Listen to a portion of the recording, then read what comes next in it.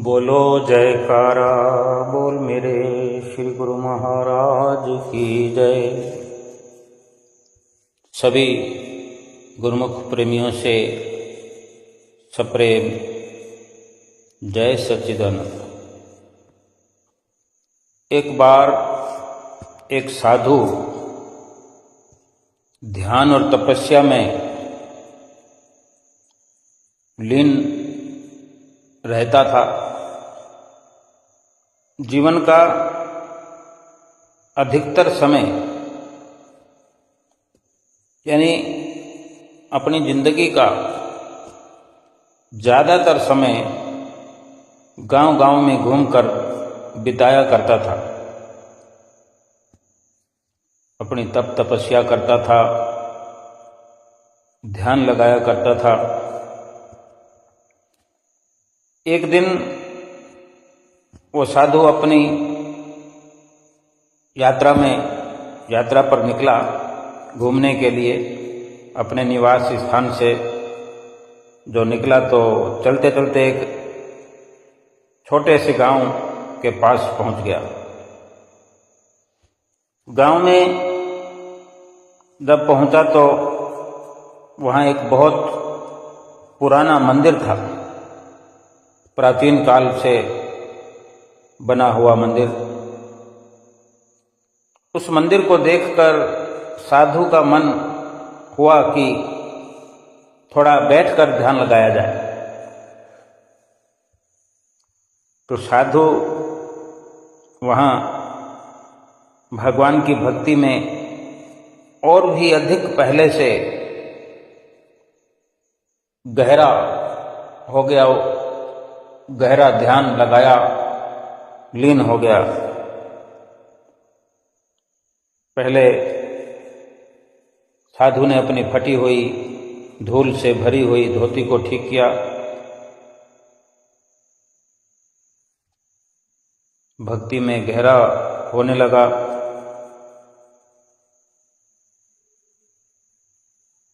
भगवान के दर्शन के लिए जब मंदिर में प्रवेश किया तो मंदिर में भगवान की मूर्ति के सामने हाथ जोड़कर साधु ने कहा, हे प्रभु, आप तो अत्यंत दयालु और कृपालु हैं। आपने मुझे बहुत कुछ दिया है। मैं आपके इस जीवन दान के लिए आपका दिल से, हृदय से आभार व्यक्त करता हूं। मैं आभारी हूं। आपका यही प्यार, यही आशीर्वाद मेरे ऊपर सदा बना रहे। और इस प्रकार से प्रार्थना कर रहा था, भक्ति में डूब रहा था। उस वक्त एक नास्तिक व्यक्ति जो मंदिर के पास ही बैठा था, साधु की ये बातें सुन रहा था। साधु की बातें सुनकर हंसने लगा, मजाक उड़ाने लगा। उसने साधु का मजाक उड़ाते हुए कहा, अरे तुम तो एक फटी हुई पुरानी धोती में घूम रहे हो, तेरे पास कुछ है भी नहीं। क्या है तुम्हारे पास? और तुम कह रहे हो भगवान को कि बहुत कुछ तुम्हें दिया है भगवान ने। ये कैसी अजीब सी बातें कर रहे हो? साधु से वो व्यक्ति कहता है। उस व्यक्ति को नास्तिक कहा जा सकता है। और यही इस दृष्टांत में उसको कहा गया कि एक नास्तिक व्यक्ति जो आया तो उसने ऐसी बात करी। क्योंकि जो नास्तिक होता है वही ऐसी बातें करता है भगवान पर जिसको विश्वास नहीं होता। वो क्या समझेगा किसी भक्त के भाव को, किसी साधु के स्वभाव को। तभी वो ऐसा कह रहा था कि क्योंकि साधु की जो दशा थी, दिन भर घूमता फिरता था, तो कपड़ों की दशा भी ऐसी हो ही जाती है और घूमने से थक भी जाता है इंसान। लेकिन भक्ति भाव रखने वाले, भक्ति करने वाले, भगवान से प्रीत करने वाले, वो भगवान से ऐसी ही बातें किया करते हैं। क्योंकि संतुष्ट है, वो संतोषी है। संसार में जो संतोषी प्राणी है, संतोष करने वाले कि जो भगवान ने दिया है उसमें खुश रहते हैं। भगवान की कृपा को बहुत ही पर्याप्त समझते हैं कि जो कुछ मिला है वो सब भगवान की कृपा से और वही पर्याप्त है। लेकिन नास्तिक व्यक्ति संसार का धन देखते हैं, संसार के साजो सामानों को भगवान की कृपा समझते हैं। लेकिन साधु के पास कुछ नहीं है और जो कपड़े पहने वो भी धूल मिट्टी से भरे हुए हैं, फटे हुए हैं, लेकिन वो साधु संतुष्ट है और भगवान से कितनी सुंदर बात वो अपने भाव से प्रकट कर रहा है, कह रहा है, बोल रहा है। और वो नास्तिक जो है, ना समझ है और उसका मजाक उड़ा रहा है। तो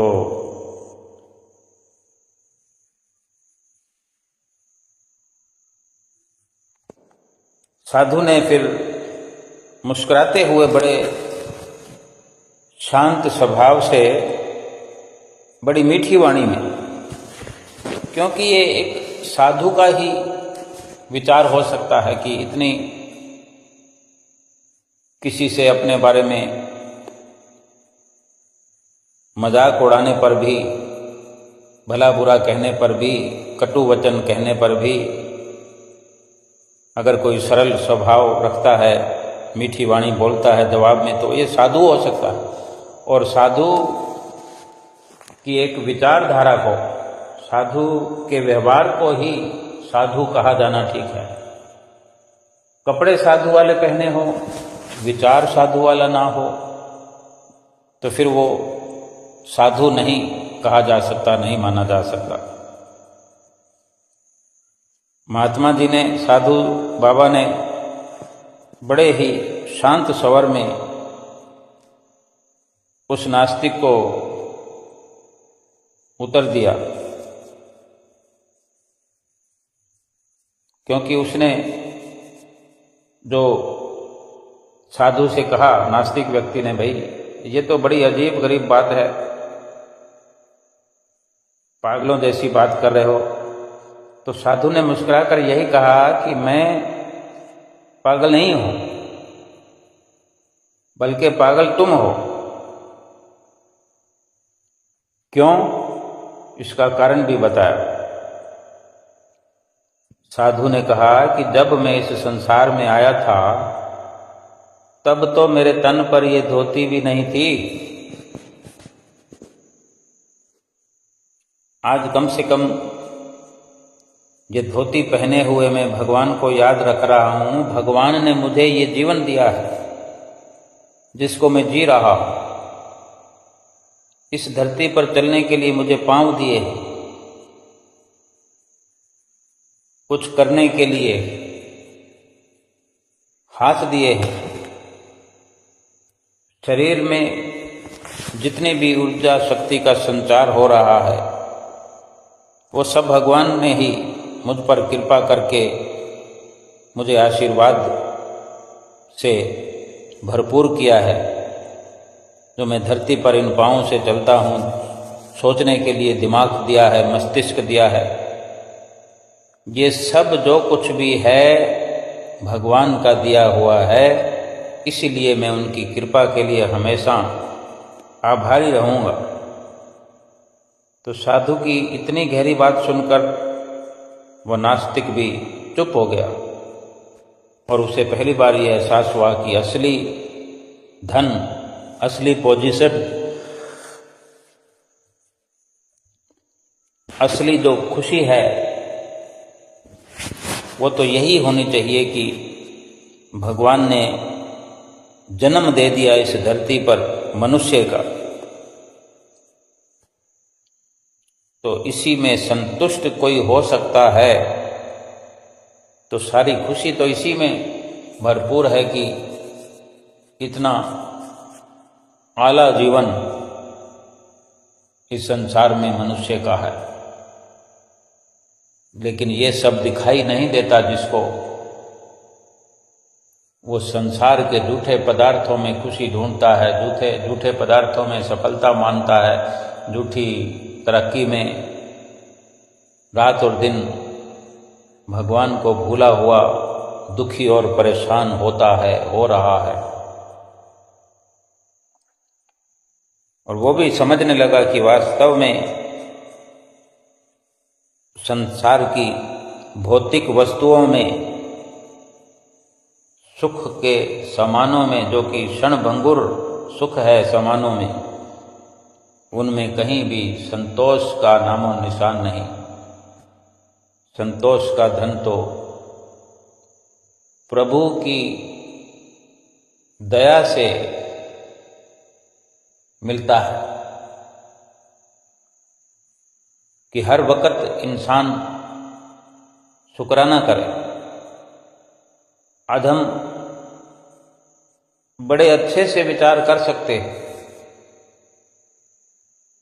कि महापुरुष कितना हमें मार्गदर्शन कराते हैं, सही राह पर चलाते हैं। हम बिछड़े हुए हैं जाने कब से, लेकिन हम वक़्त के संत सतगुरु की चरण शरण में जो आ गए हैं, हमारा बिछोड़ा खत्म हो गया है। हमें सतगुरु ने भक्ति की राह पर लगाया, एक संतोषी जीवन हमें मनुष्य जीवन देने के बाद सतगुरु का जो मिलाप प्रभु ने कराया है, ये बहुत बड़ी दौलत है इस दुनिया में, अगर हम समझ सके। महापुरुषों ने वचन फरमाए हैं कि गौ धन, गज धन, बाज धन और रतन धन खान, जब आवे संतोष धन तो सब धन धूल समान। गौओं को भी पहले के जमाने में गौ धन कहा जाता था। ये चर्चा में रहता था कि कितनी गायें हैं किसके पास, गौधन कहा जा सकता था। और यही माना जाता था कि वो फलां व्यक्ति जो है इतनी गायों का धन अपने पास रखता है। गज धन, हाथियों का कितना झुंड है किसके पास, या एक प्रकार से कहें कि एक राजा के पास ही इतनी मिल्कियत होती थी। गायों का झुंड होता था, हाथियों का भी झुंड होता था, और हीरे मोतियों की, रत्नों की खान होती थी, क्योंकि राजा का उन सब पर अधिकार होता है। गायों का झुंड हो, हाथियों का झुंड हो, गौधन, गज धन, बाज धन, बजाने वाले, गाने बजाने वाले, उनका भी महफिल लगाने वालों का झुंड हो, मनोरंजन के सभी साजो सामान हो, फिर भी इसके बावजूद भी महापुरुषों ने दूसरी लाइन में फरमाया है कि जब आवे संतोष धन तो सब धन धूल समान। ये जितने भी धन हैं, राजा महाराजाओं की जो हकीकत है, जो स्थिति है, उस पर महापुरुषों ने रोशनी डाली है कि सब कुछ होने पर भी, अपार धन संपत्ति का कोई मालिक बन जाए, राजा के पद पर आ जाए, लेकिन अगर संतोष नहीं है किसी को, संतोष रूपी धन नहीं है, तो बाकी सारे धन मिट्टी के समान है, धूल के समान है। क्योंकि आज एक भगवान का भक्त जो है संसार की धन दौलत संपदा को ठोकर मार देता है। जब तक उसे संसार का धन बहुत कीमती लगता है, संसार के सामानों में सुख नजर आता है, संसार के सामानों में अपनत्व बना रहता है, संसार की तरक्की को तरक्की समझता है, तब तक उसमें से कुछ भी वो भगवान के लिए भी छोड़ता नहीं है, भगवान को ही छोड़ करके भटकता रहता है। लेकिन जब समझ आने लगती है तो भगवान के लिए वो संसार की सारी धन संपदाएं धीरे धीरे छोड़ना शुरू कर देता है, त्याग करना शुरू कर देता है। हमारे पास क्या है? तन मन धन, ये शरीर है, मन है यानी हमारे विचार है, सोच है, हमारी विचारधारा है, और धन जो संसार का सब कुछ आ गया उसमें। तो तन मन धन जब समझ आ जाए कि ये सब एक दिन हमारे हाथों से छूट जाएंगे, ये अपने नहीं है, ये सब झूठा है, झूठा पसारा है, पूरा संसार झूठा पसारा है, ये शरीर भी झूठा है, जिस धन के पीछे हम भाग रहे हैं वो भी झूठा है, और मन की जितने भी विचारधारा है अगर उसमें भगवान का जिक्र नहीं है, भगवान का फिक्र नहीं है, भगवान का चिंतन नहीं है, वो भी झूठा है। जब समझ आने लगती है सच और झूठ की, तो फिर वही इंसान इस शरीर से सेवा करने लगता है, शरीर को सेवा में लगाता है, मन को प्रभु चिंतन में लगाता है, भजन सुमरन में लगाता है, और धन उसको भी परोपकारी कार्यों में, परहित में खर्च करता है। हम गुरु महाराज जी के अनन्य सेवक हैं, अपने सतगुरु से प्यार करने वाले हैं, तो भली भांति हम जानते हैं कि हम घर से चलकर कितनी दूर सफर करके, सोचो कि जब जब हम श्री दर्शनों के लिए जाते हैं, श्री आनंदपुर जाएं या श्री प्रयाग धाम जाएं, तो तन को संसार से हटा लेते हैं, संसार से त्याग हुआ शरीर का, शरीर को हमने सतगुरु के नजदीक पहुंचाने का काम किया, यानी संसार से हटा करके हमने सतगुरु के चरणों में लगा दिया। मन हमारा, मन की विचारधारा जो है वो सतगुरु के बारे में विचार होने लगे। जब घर से चलते हैं उससे पहले ही हमारी ये विचारधारा पक्की होती है, तभी तो घर से निकलते हैं, जाना है जाना है जाना है, और पहुंच जाते हैं मन सतगुरु के चरणों में।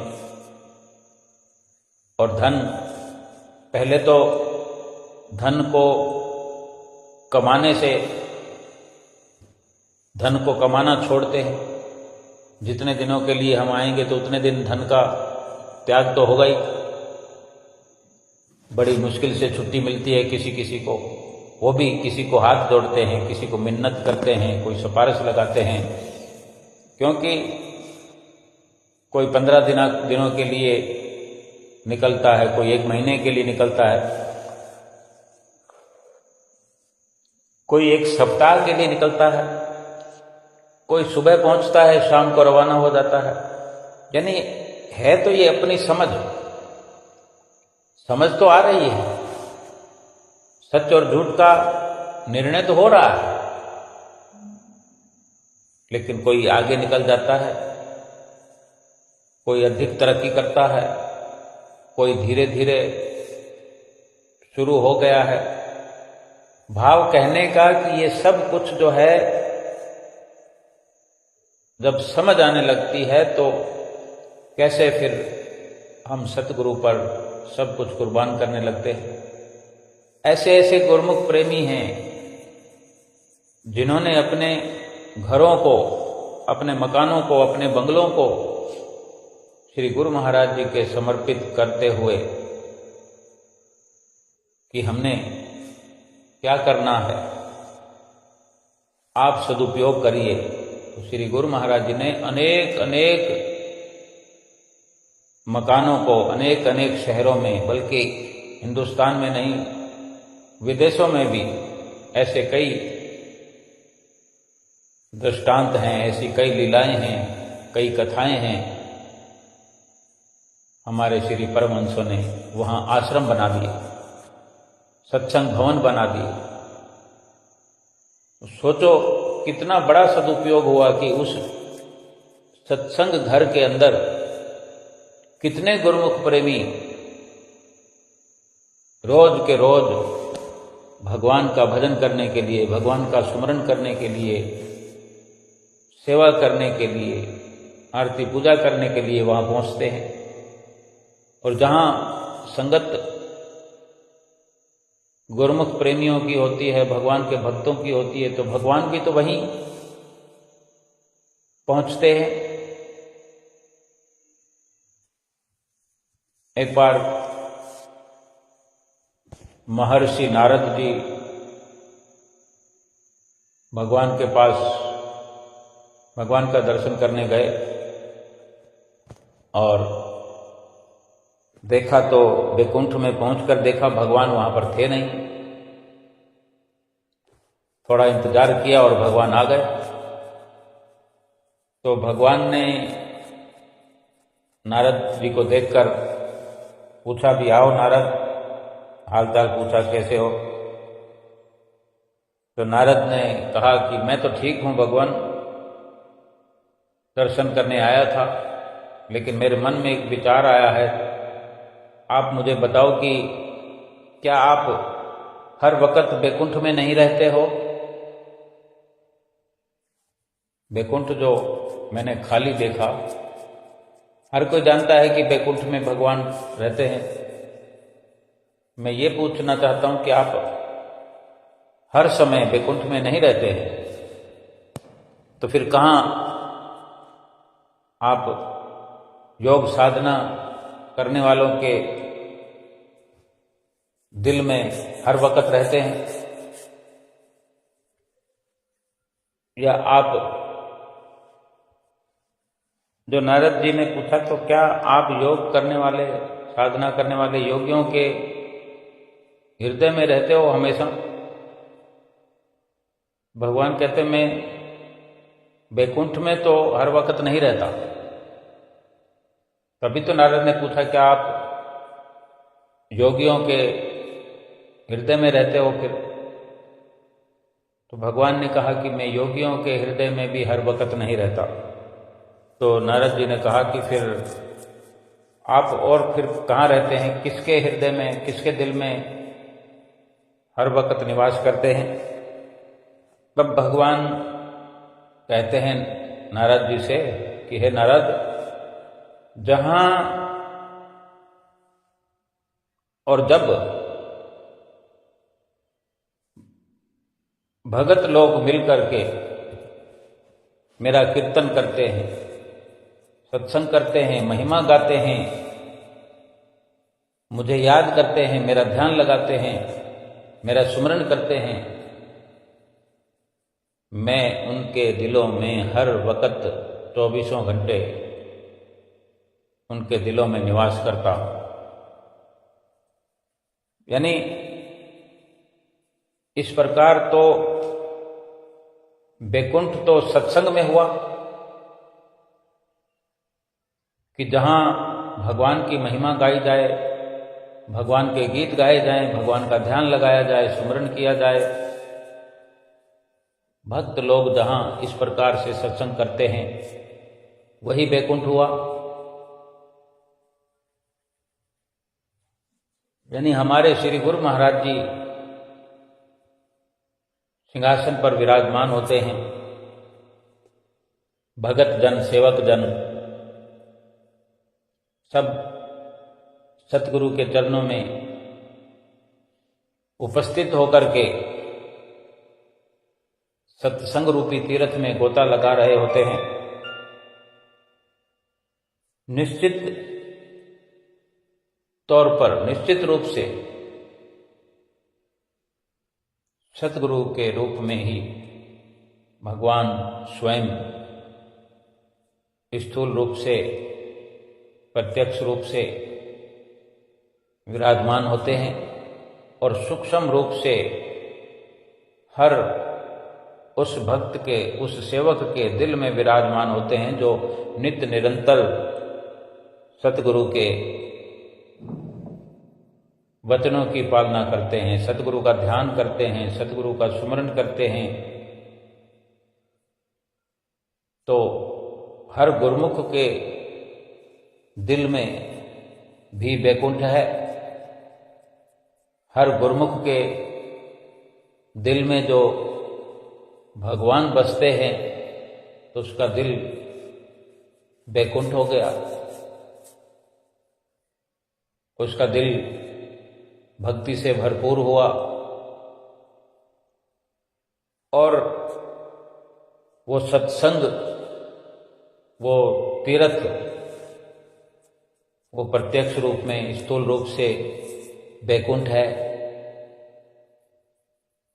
कहीं ना कहीं सत्संग होता रहता है, कहीं ना कहीं गुरुमुख प्रेमी सत्संग, महिमा, भजन, कीर्तन गाते ही रहते हैं। इतना बड़ा संसार है, 24 घंटे कहीं ना कहीं कीर्तन होता ही रहता है। अनुमान लगाओ, कहीं रात है तो कहीं पर दिन भी है संसार में। कहीं 4 बज रहे हैं तो कहीं 5 बज रहे हैं, कहीं 5 बज रहे हैं तो कहीं 6 बज रहे हैं, कहीं सुबह है तो कहीं शाम है, कहीं दोपहर है। और इसी प्रकार से हर जगह सत्संग हो रहा है। एक शहर की बात करें, एक शहर, बड़े शहरों में अगर कहीं अधिक सत्संग भवन होते हैं तो सबका एक टाइम नहीं होता। एक रविवार की बात कर लें, केवल बुधवार की बात कर लें कि हर रविवार और बुधवार को विशेष सत्संग होता है, भजन कीर्तन होता है, सुमरन होता है। तो भगवान वहां पर विराजमान है। सतगुरु देव सूक्ष्म रूप में हर जगह पर हैं। श्री परमहंसों के स्वरूपों में सूक्ष्म रूप से सतगुरुदेव भगवान जो अनुभव करता है उसको अनुभव में आते हैं। वो स्थल जो है, वो जगह जो है, वो वैकुंठ है। और कुटियाओं में, सत्संग भवनों में रविवार का जैसे अवसर होता है तो कहीं पर सुबह भजन कीर्तन होता है, कहीं पर शाम का वक्त निश्चित होता है। हर जगह पर जितने भी आश्रम हैं, सुबह सवेरे की श्री आरती पूजा तो होती ही होती है। किसी खास दिन को जब अधिक संगत का आना होता है तो कहीं 10 बजे शुरू होता है, कहीं 9 बजे शुरू होता है, कहीं 12 बजे तक ये सत्संग समागम होता है, कहीं 1 बजे तक चलता है, कहीं 2 बजे तक चलता है, कहीं 3 बजे तक चलता है, कहीं 4 बजे तक चलता है। भाव कहने का यही है कि अगर हम ये विचार करें तो 24 घंटे सत्संग इस संसार भर में हो रहा है। जहां नहीं हो रहा तो वहां हो रहा है। भगवान सूक्ष्म रूप से तो हर जगह व्यापक हैं, कण कण में भगवान हैं। और जो इस प्रकार से गुरुमुख प्रेमी भगत जन सतगुरु की संगत में आकर के, सतगुरु के चरणों में बैठ करके इस तीर्थ में स्नान करते हैं, फिर उन्हें ये समझ आने लगती है, पता चलता है कि यहाँ सच्चा सुख मिलता है, सच्ची शांति मिलती है। और वो अनुभव करने लगता है, अपना तन मन धन कुर्बान करना शुरू कर देता है। चाहे किसी प्रकार से शुरुआत करे। एक बार श्री गुरु महाराज जी, पंचम पातशाही जी कनाडा में कृपा फरमाई। वहाँ पर गुरुमुख प्रेमियों को निहाल किया। वहाँ से जब वापस अपने देश में आ रहे थे, भारत में आ रहे थे, तो रास्ते में रोम शहर में, इटली के रोम शहर में श्री गुरु महाराज जी का हाल्ट था। वहीं रोम शहर में श्री गुरु महाराज जी के रुकने की व्यवस्था की गई थी। वहाँ एक भगत जी ने सारा प्रबंध किया और जहाँ से भोजन बनकर आता था, अब वहाँ इतने गुरुमुख प्रेमी सत्संग के लिए जो आते हैं वो थोड़ा दूर से चलकर आते हैं। वहाँ जो होते हैं उस जगह पर गुरुमुख प्रेमी, वो तो सत्संग में आकर के अपने घर जा सकते हैं, फिर आ सकते हैं। सुबह कोई आता है, वो सुबह का प्रोग्राम करके चला जाए, फिर दर्शनों का प्रोग्राम जैसे भी होता है वो दोबारा आ सकता है। जितनी बार चाहे आ सकता है, जा सकता है। लेकिन कोई 100 किलोमीटर दूर से आया है, कोई 200 किलोमीटर दूर से आया है, अभी जैसे श्री आनंदपुर में श्री गुरु महाराज जी विराजमान हो, तो अशोक नगर से कोई चलकर आएगा तो वो सुबह पहुंच करके या रात को श्री आनंदपुर में कोई अशोक नगर से आए, 35-40 किलोमीटर दूर है, 45 किलोमीटर दूर है, तो रात को पहुंच करके रात को वहाँ रुक करके सुबह श्री आरती पूजा करके वो चाहे तो अपने ऑफिस, अपने काम धंधे पर वापस आ सकता है, या शाम को पहुंच सकता है अपने घर वापस, रात को अपने घर जाके सोए, सुबह की श्री आरती पूजा भी करे, शाम के दर्शन भी करे, शाम की संध्या वेले की श्री आरती पूजा भी करे। अब कोई 200 किलोमीटर दूरी पर हो, कोई श्री आनंदपुर 200 किलोमीटर दूर से कोई आए, तो वो वापस तुरंत तो नहीं पहुंच सकता, वो 2 दिन भी रुके। तो खाना खाने के लिए व्यवस्था श्री गुरु महाराज जी ने, श्री दरबार में तो बहुत फर्स्ट क्लास व्यवस्था है कि अपने ही लंगर हैं, सब सारी व्यवस्था है रहने का और का। लेकिन जहाँ श्री गुरु महाराज जी कहीं बाहर जाते हैं तो वहाँ सारी व्यवस्था तो करनी पड़ती है। तो वहाँ भी रोम में जब श्री गुरु महाराज जी पधारे तो वहाँ रुकने की व्यवस्था जो हुई थी, तो एक भगत जी ने जो सारा प्रबंध किया था, तो भोजन बनकर भी जहाँ से आता था वो एक तमिल व्यक्ति का कोई रेस्टोरेंट था, वहाँ से भोजन बनकर सबके लिए आता था। क्योंकि श्री गुरु महाराज जी का थोड़ा ही प्रोग्राम होता है, 2 दिन का भी अगर प्रोग्राम हो कहीं पे, तो सारी व्यवस्था फिर ऐसी होती है कि गुरुमुख प्रेमी जो दूर से आते हैं, आसपास के इलाकों से, सभी गुरुमुख प्रेमी पहुंच जाते हैं। और श्री गुरु महाराज जी इसी प्रकार ही वहाँ गुरुमुख प्रेमियों को निहाल करते हैं, एक जगह रुक जाते हैं और आसपास के दायरे में जितनी सुविधा हो सकती है गुरुमुख प्रेमी आकर के श्री गुरु महाराज जी के दर्शन करते हैं। फिर कहीं और श्री गुरु महाराज जी कृपा करते हैं, फिर वहाँ के आसपास वालों को सबको सुविधा देते हैं। तो वहाँ जो रेस्टोरेंट से खाना बन के आता था, वो रेस्टोरेंट एक तमिल व्यक्ति का था, तमिलनाडु के व्यक्ति का रेस्टोरेंट था वहाँ पर।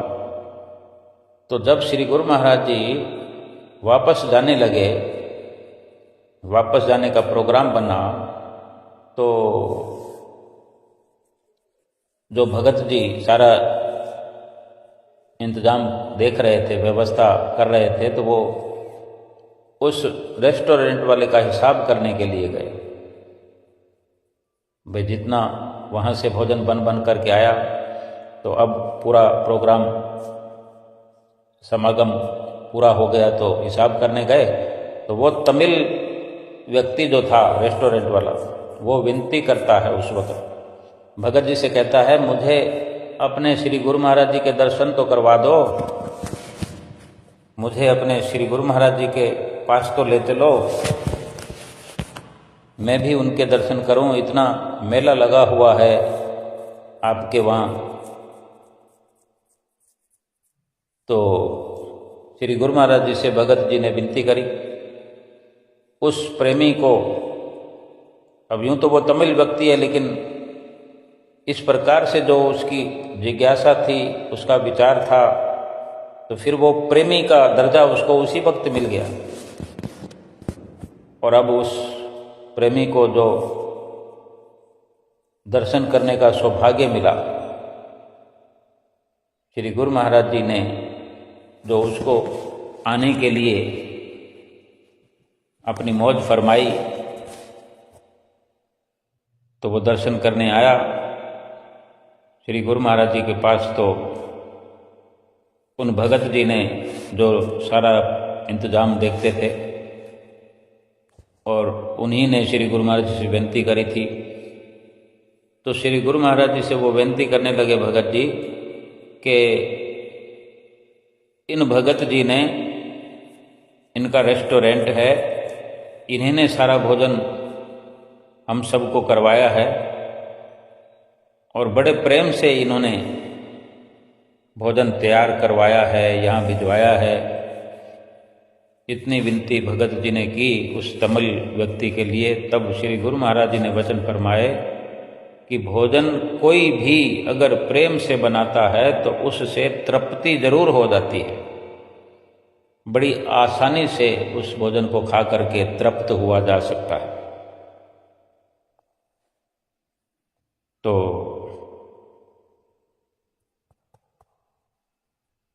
श्री गुरु महाराज जी उस व्यक्ति से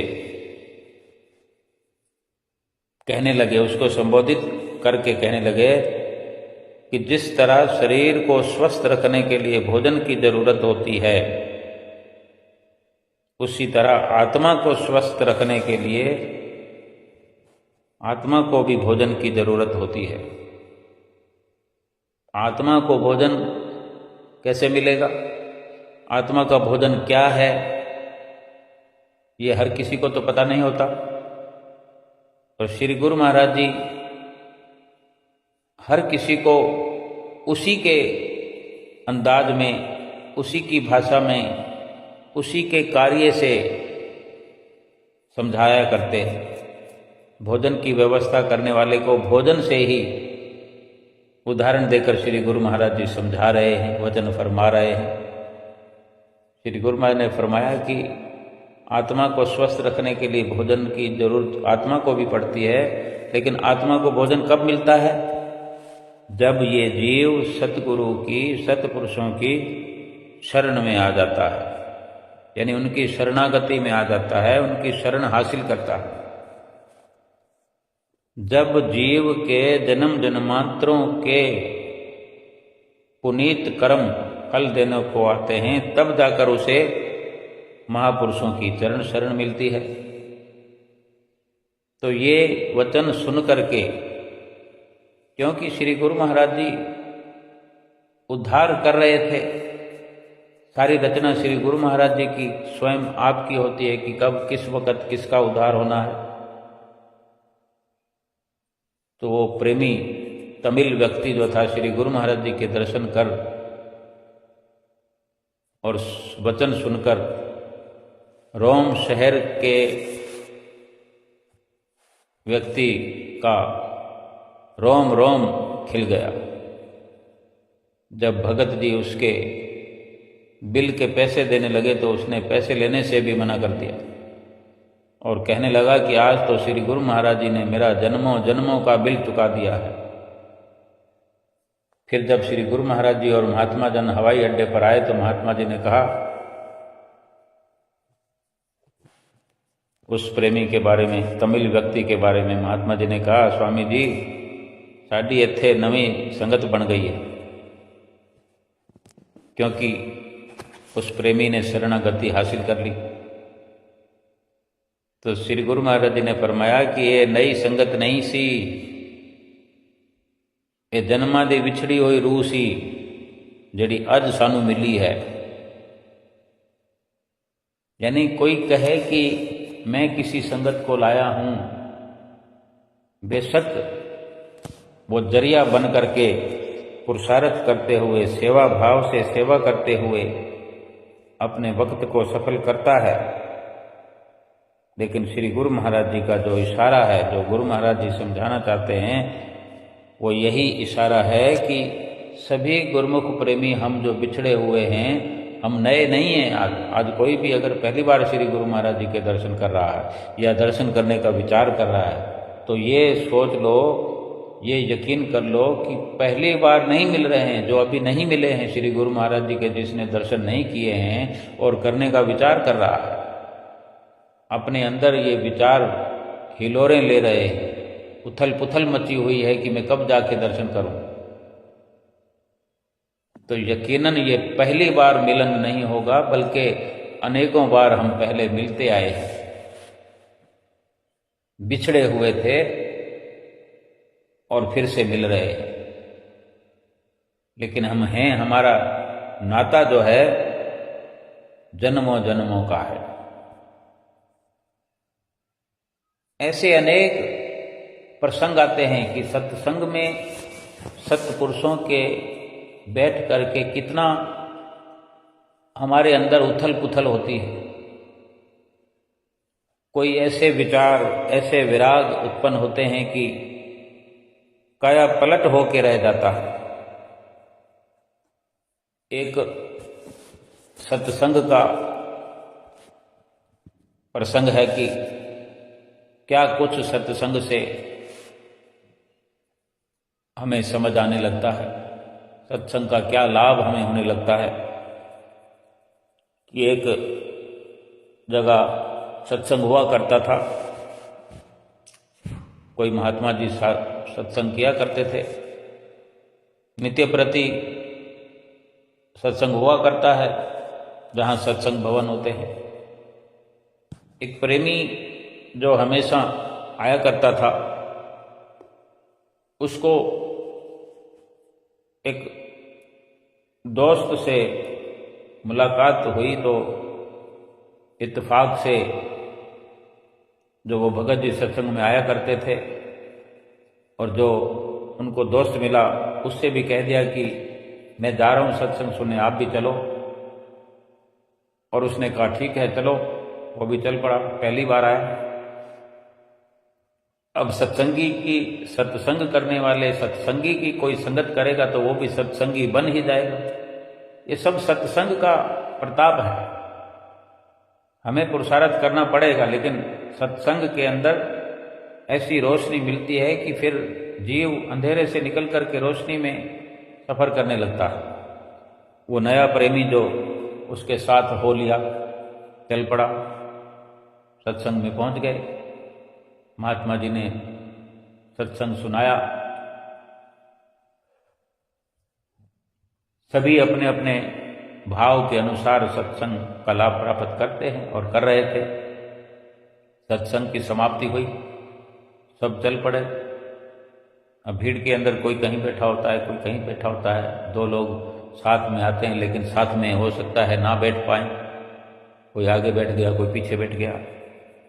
तो वो प्रेमी भी, दोनों जो आए थे दोस्त, अलग अलग कहीं बैठे हुए थे और भीड़ के अंदर सब लोग उठ कर के जब जाने लगे, सब चले गए वहाँ से बाहर सत्संग से, क्योंकि सत्संग का प्रोग्राम खत्म हो गया, फिर दूसरे बार फिर आना होता है। तो सब अपने अपने घरों को चल दिए, वहाँ से सब चले गए। वो जो नया प्रेमी था वो बैठा रहा और वो महात्मा जी बैठे हुए हैं। बाकी सबको अपना अपना काम होता है। महात्मा जी के शिष्य वगैरह सब अपने काम में लगे थे, किसी का कोई ध्यान नहीं। एक महात्मा जी ने देखा कि एक प्रेमी जो है बैठा हुआ है और सिर को अपनी गर्दन को झुकाए हुए बैठा है, मुंह ऊंचा नहीं कर रहा, ना खड़ा हो रहा है। तो महात्मा जी ने देखा और अनुभव किया कि ये व्यक्ति जो है, ये प्रेमी जो है, मुंह नीचा किए हुए, गर्दन को नीचे झुकाए हुए रो रहा, सुबक रहा। तो उसको बुलाया, नजदीक बुलाया और पूछने लगे, भाई प्रेमी क्यों रो रहे हो? सब तो चले गए, तुम बैठे हुए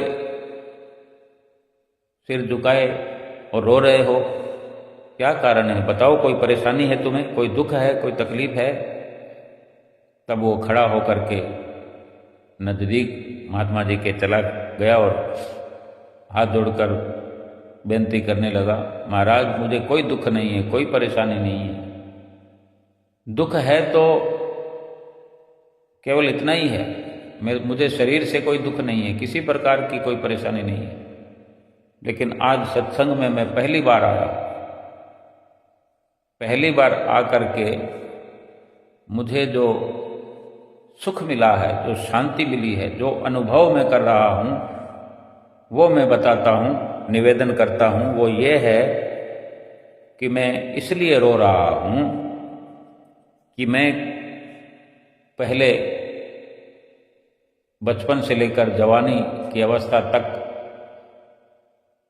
मैंने ये अनुभव किया कि मेरे बाल काले थे, मन भी काला था, क्योंकि सत्संग से ये मुझे समझ आई कि अगर मेरा मन काला ना होता तो सत्संग में मैं आया करता था। लेकिन आज आया हूँ, पहली बार इतना समझ पाया हूँ कि मेरे बाल तो बचपन से जवानी तक तो काले थे, लेकिन अब बुढ़ापे में मेरे बाल तो सफ़ेद हो गए, होते होते होते होते अपने आप सफ़ेद हो गए। मेरा मन सफ़ेद क्यों नहीं हुआ? वो अभी काले का काला क्यों है? तब महात्मा जी ने कहा, भाई ये कुदरती बात है कि समय जैसे जैसे बदलता है तो सभी प्रकार के परिवर्तन होते हैं। तुम्हारा सोचना ठीक है कि बाल अगर काले से सफ़ेद हो गए, परिवर्तन हो गया, तो मन काले से सफ़ेद क्यों नहीं हुआ? कि वो बाल काले से सफ़ेद हुए तो ये अवस्था भगवान ने रखी हुई है, लेकिन मन काला है, उसको सफ़ेद करना है तो उसके लिए पुरुषार्थ करना पड़ेगा। और पुरुषार्थ वो यही है कि अब आज पहली बार आए हो तो चिंता मत करो, अपना सत्संग में आने का कार्यक्रम पक्का रखो, नित्य प्रति सत्संग में आओ और जो भी सत्संग सुनो उस पर अमल करो। थोड़े समय में तुम्हारा मन भी बदलता हुआ नजर आएगा, मन की कालिख वो धुलती हुई नजर आएगी, मन भी साफ सुथरा हो जाएगा, सफ़ेद हो जाएगा। जो आज इतनी समझ आई है, मन के बारे में विचार हुआ है, मन काला और सफ़ेद, ये सब सत्संग में तुम्हें आज रोशनी मिली है। अगर नित्य प्रति सत्संग में आओगे और सत्संग के वचन सुनोगे तो मन भी साफ सुथरा हो जाएगा। और जिस प्रभु की लीलाएं सत्संग में सुनते हैं, प्रभु का भजन सुमरन सत्संग में बैठ कर के समझने का अवसर मिलता है, ध्यान लगाने का जो अवसर मिलता है, ये सब पुरुषार्थ करने से उसी काले मन के सफ़ेद होने पर भगवान का दर्शन भी अपने ही मन में अनुभव कर पाओगे, क्योंकि सत्संग के प्रताप से ही ये सब संभव है। जैसे कि वर्णन भी होता है, प्रेमी गाया करते हैं कि सत्संग है मान सरोवर, सुखों की खान बंदे, सत्संग में ही मिलते हैं सचमुच भगवान बंदे। कि सत्संग जो है वो तीर्थ है, बल्कि बड़ा तीर्थ है, बड़े से बड़ा तीर्थ है। इस तीर्थ से बड़ा तीर्थ और कोई नहीं है, सत्संग रूपी तीर्थ से कोई और बड़ा तीर्थ नहीं है, जहाँ पर मन की मेल धुलती है, मन का कालापन धुल जाता है, मन साफ सुथरा हो जाता है, मन खुशियों में झूमने लगता है, मन के विचार बदलने लगते हैं। परिवर्तन ऐसा होता है कि सारी कालिख मन की धुल जाने पर भगवान इस मन रूपी शीशे में, क्योंकि मन में इतनी चमक आ जाती है, विचारों में इतनी चमक आ जाती है कि इसी आईने में भगवान हूबहू नजर आने लगता है, भगवान का दीदार होने लगता है। और यही सत्संग की महिमा है, यही सत्संग की उपमा है। जो गुरुमुख प्रेमी सत्संग में आकर के थोड़ा पुरुषार्थ करते हैं सतगुरु के वचनों पर अमल करने का, थोड़ा प्रयास करते हैं। हमारे श्री परमहंसों ने जो ये सिलसिला भक्ति का चलाया है, 5 नियम बनाए हैं, 2 घंटे भजन अभ्यास जरूरी बताया है। जो गुरुमुख प्रेमी सतगुरु के वचनों पर अमल करते हैं, 5 नियमों की पालना करते हैं, 2 घंटे भजन अभ्यास करते हैं, उनका ये लोग सुखी हो जाता है, जीवन भर सुखी रहते हैं। तन का सुख, मन का सुख, धन का सुख, यानी सभी प्रकार के सुख इस संसार में प्राप्त करते हुए परलोक भी संवर जाता है। बोलो जयकारा बोल मेरे श्री गुरु महाराज की जय।